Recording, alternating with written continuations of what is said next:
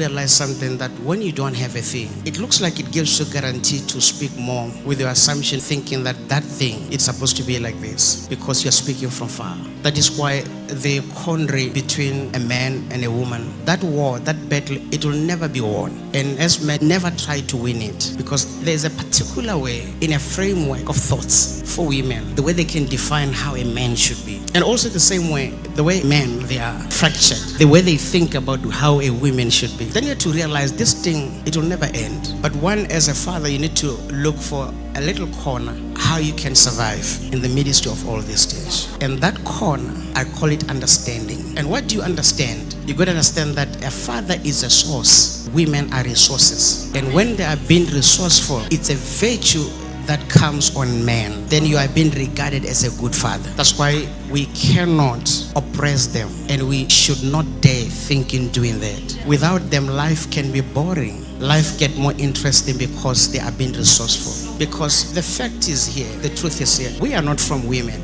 but women are from us. And when they are from us, always they have to draw from the source. If you do not have understanding, you will die young, because you'll try to win the war, the battle, the quandary. I tell you, it has never been won. Even Father Abraham never won it. Adam never won it. Isaac, Jacob, they've never won it. There will be always those mimic, but you have to understand that you're going to have to be a good father. Because fathers are a source. They carry a certain blessing. And that blessing that comes from the father, you need to find a way how to get it. If you've never been raised by a father, when you meet a spiritual father, take him like your father and look for the blessing from him. Because there is a blessing that the fathers carries that mamas don't have. It's only on fathers. Sometimes the tragedy is here. When we raise up children and we found that sometimes we depart, father and mother, and the tendency, sometimes the mothers, they can poison their children so much about the father. And the child will grow up knowing only one side of the story. When you are doing that, you are detaching your child from the blessing of the father. You are doing it without you realizing, because you are bitter, angry, hurt because of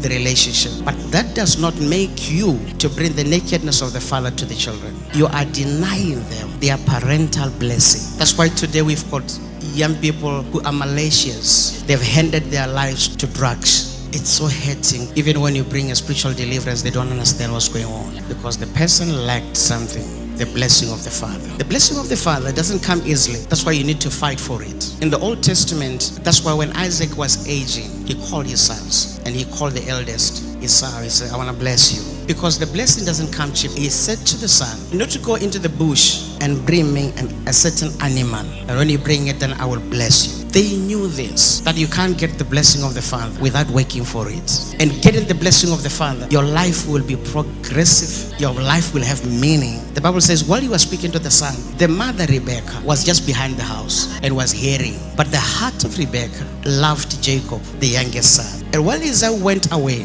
Rebecca told Jacob, go to the kraal, your father can't see. Go get the lamb by the kraal, bring it to him, he will bless you. Eventually, Jacob took the lamb from the kraal, brought it before the old man, because the old man could not see. When he touched the lamb, thinking that he's speaking to Esau, but he was speaking to Jacob. Do you know the name Jacob, what it means? Jacob means deceiver, who deceived his brother. But God said, Jacob I loved, but Esau I hated. Things were swapping now, the swapping of blessing. The Bible says, the father blessed Jacob. The blessing that was supposed to come to Esau came to Jacob. Now we need to look for the blessing of the father. Do it all to get the blessing of the father. And when the father blesses you, your life will be progressive. In the prayer of Solomon, he never prayed for anything else, but he prayed for understanding. So as a man, you need to understand, and God will give you the wisdom how to help your wife to win conversation over you. You need to assist her so that she can overcome you and to win conversation. Never try to win. When you see like she's not going to win here, try to make her win. Don't argue. Argument will not help.